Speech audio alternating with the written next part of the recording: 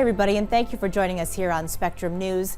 I'm Kate Welshofer. We will get to your Sunday headlines in just a bit, but first, we've gotten a lot of feedback about our three-part series, One Day in April, looking back at the 1987 Thruway Bridge collapse.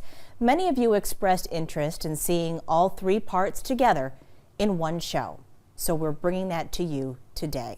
The 1987 Thruway collapse changed how bridges are built and maintained, how they are inspected, not just here, but around the world. But in this series, we looked beyond what in many ways at the time became a story about infrastructure to focus on the human part of the story, the lives lost and the lives changed 30 years ago. This series looked at the worst bridge collapse in the state's history through the eyes of those who were there that day in April.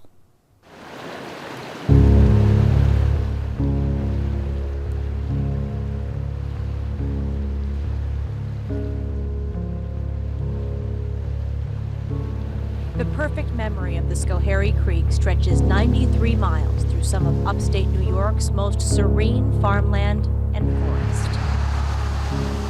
Every day, tens of thousands of people travel right over it, without a second thought of what's below. I would never have known that that was a bridge, and I don't think anybody else knows it's a bridge because you're on the Thruway. The Thruway. Since 1960, the Empire State's straight shot between its biggest cities, an ever-reliable route from New York City to Buffalo and back. Until one day in April. The Schoharie Bridge collapsed. A tractor-trailer and 4 cars went with it. Thruway closed immediately. By the bridge on 5S to see if we can rescue anybody. You read, Fonda? Available. We have a tractor-trailer and 4 cars. Schoharie Bridge just collapsed. Request all possible assistance. I still think about it. Here we are many years later, and I still think about it as one of those things it's imprinted in your mind. You never forget. April 1987. Spring tries to shake off winter. Just as the snow begins to melt, the rain starts to fall, soaking the region for 3 straight days and overwhelming the Schoharie Creek. I've never seen a creek like this. I've never seen the Schoharie at such a high level, and so it was quite the picture. I was on the other end of the block here, right next to the creek. There is a place to go down to the creek where people put boats and canoes and like that in, and was monitoring the level of the water.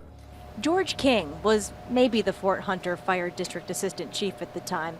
At 81 and with 54 years as a firefighter under his belt, George held about every rank there was. After all these years, it can be hard to keep track of all those kinds of things. But on Sunday, April 5th, 1987, he remembers with perfect clarity standing along the bank of the Schoharie Creek, watching the water, when something else caught his attention. When heard noise, saw a truck heading for the creek as though it had crashed through the guardrails, and as the splash subsided like that, there was a gap in the bridge. Better get us some help down here. I don't know. I'm heading for it. A tractor-trailer just went off the Schoharie Bridge. It's surreal. You're seeing one thing, your mind's telling you something else. And I said, lost the bridge on the Thruway. What are you talking about? John HERRITAGE, a major with the State Police Troop G, hurried out of his church clothes and into his uniform that Sunday to head to the scene. As he did, the unimaginable news was traveling fast. I was 19. Kent Ripple had just gotten home from church too. He and his brother were just down the road at their home in Fort Hunter. So we went down through the Thruway Bridge, and we found that it had fallen, and there was many rescue vehicles, people around. But at that time, they hadn't roped everything off yet, so I was able to get some pictures of the bridge and what had happened. Including this snapshot. Right underneath it. Yep. The camera pointed skyward. It shows a section of the bridge that 90 minutes after the initial collapse would also be gone.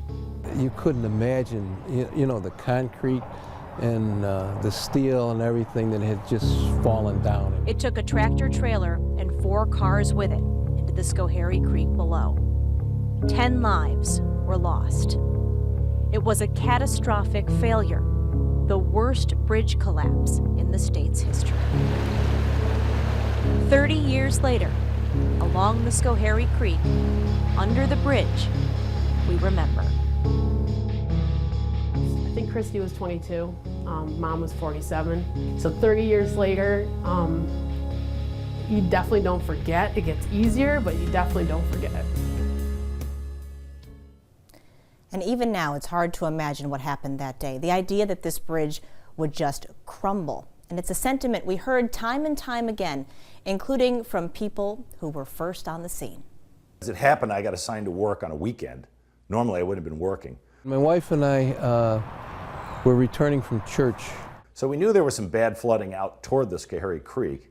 So we got in the news car with Paul Munson, my photographer, and headed west on the Thruway. And I got a call from the captain.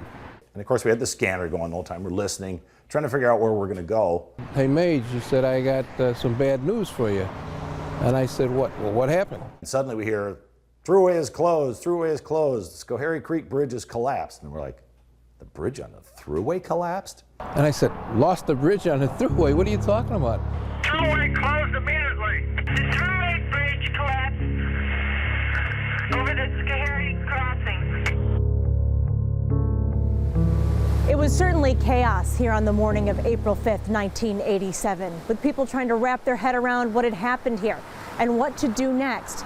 And then there were those who, on top of all of that, had a job to do. High water in the Schoharie Creek at this time of the year tradition. I was our first reporter on the scene when it happened. Got there within about an hour of it happening. It looked like maybe a bomb hit it or something. Chris Bruner and John Heritage, the reporter and the trooper.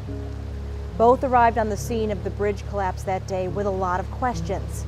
Some things were immediately clear. What could anybody do? I mean, it was done. You know, all they could do was just close the Thruway. So that was it. Bodies that were lost, there were 10 people that were lost. The place was empty, it was quiet, it was raining. There were a few people standing around. The traffic was stopped way back, so you couldn't see a big mob of cars. It was just a very quiet pastoral scene, but you knew that there were 10 people who had just drowned right in front of you.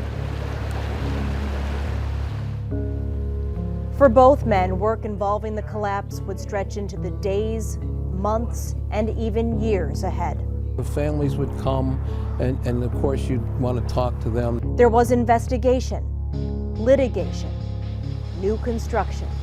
What happened to the bridge was a result of shoddy inspection and ill-conceived design. But the new bridge, they ran steel pilings right down to bedrock. They poured cement down to the bedrock. It's a solid mass. I mean, when human civilization is gone, that bridge will still be there.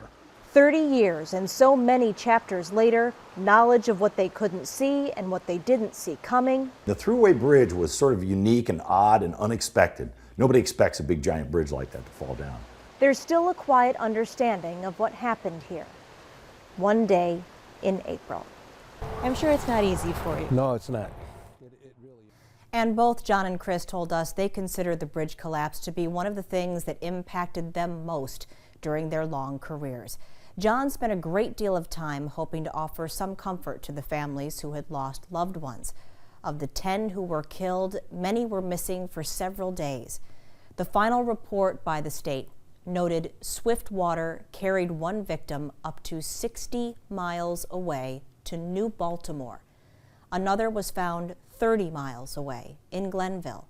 It was more than 2 years before the final body was recovered. And these were people who were just living their lives. We'd heard about the bridge collapse, and so we thought they must have been stuck in traffic, and quite a few hours went by. We called, and then we found out that the road was cleared, and obviously that was pretty traumatizing because then this is pre-cell phones, and we didn't know. That's next on One Day in April.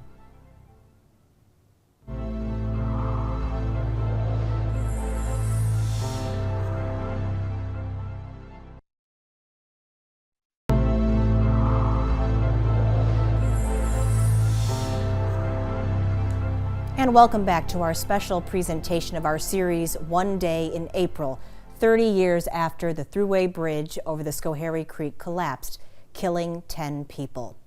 Poor design and inadequate inspection would ultimately be blamed for the disaster and lead to changes that would impact infrastructure worldwide. The story of the bridge itself has long dominated the headlines. In many ways, the loss of life became a footnote in the greater story. In this series, we wanted to focus less on the engineering details and more on the human experiences of those who were there on that fateful day. In our final installment of One Day in April, we remember those who lost their lives.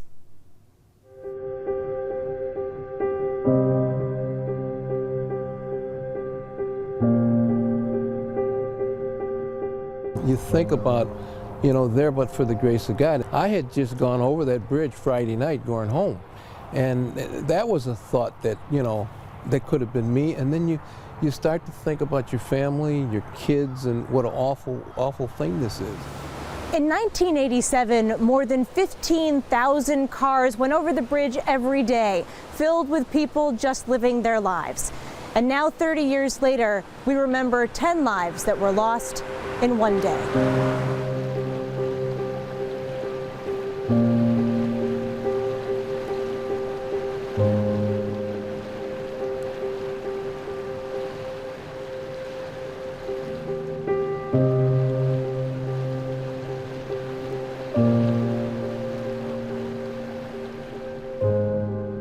My mom could not wait to be a grandmother, couldn't wait. On April 5th, 1987, Betsy Foote was in Utica getting ready for her sister's baby shower. Both were waiting for their other sister, Kristen, and Mom Mary to join the party. I was a student at Cornell. I thought about coming home first because I had a boyfriend who I ended up marrying back here, and I almost came home and then went to the shower with them. You look back and how everything worked. Thank goodness I didn't. News of the Thruway Bridge collapse and subsequent traffic delays had reached Utica. They decided to go on with the shower. But when it was over and there was still no word from Mary and Kristen, Betsy's sister called the Thruway Authority. I remember them telling that the road was cleared and everybody was on their way home, but no one had gotten a phone call, which wasn't that unusual because it was pre-cell phones. Betsy and her sister would return home to their family farm in Saratoga County. Reunited with their dad and two brothers, they continued to wait. I remember one of my sister's friends saying, they're still gonna find them. People held out hope, but you can only hold out hope for so long. Days later, the worst was confirmed. My dad went to the bridge site. That's not something I could have done. The close-knit Peck family pulled even closer as they faced the unimaginable loss. And all these years later, Betsy is still moved by how the community embraced them. And I do remember the many, many people at the funeral. Certain things I remember, and that's probably one of the big things. Walking from the church to the actual cemetery was like a huge crowd. So it was just a testimony to Mom and Christy, I think, and how connected they were. Behind the headlines of the collapse lie so many other stories of the two women who were headed to a baby shower in Utica. All kinds of stories. Mary once met First Lady Barbara Bush, and Kristen used to do this thing with her tooth. So she had a fake tooth. When she went to play basketball, she always started the game with the fake tooth.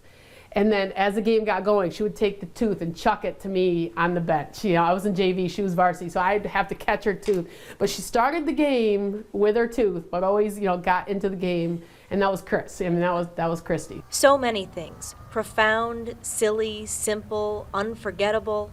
Certain people, I had one lady, Mom was known for her pies. We had one lady for years, every week, baked a pie and brought the pie to our family. It was just, so things like that were just incredible. 30 years and now 11 grandchildren later.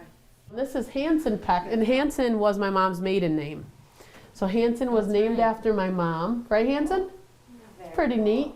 Those memories endure. I'm happy that this side, the human side, and that people remember that there were people. These people are driving along, coming from wherever they're coming from or going to wherever they're going, not even imagining something like this could ever happen. Well, you know, I did 18 years of reporting, so, and those are the ones you really remember because you were there. Yep, it changed it forever. When people would ask you where you're from, because I did a lot of traveling in my regular work, you'd say Fort Hunter, and they'd kind of look at you dumbfounded. It's where the Thruway Bridge collapsed. Oh yeah. It's almost like a monument that stands there, and it always brings attention to what had happened 30 years ago. You always think, you always want to make, you know, you want to make them proud, and you want to do good things, and I hope so. I hope we're all here for a good purpose, and I hope so.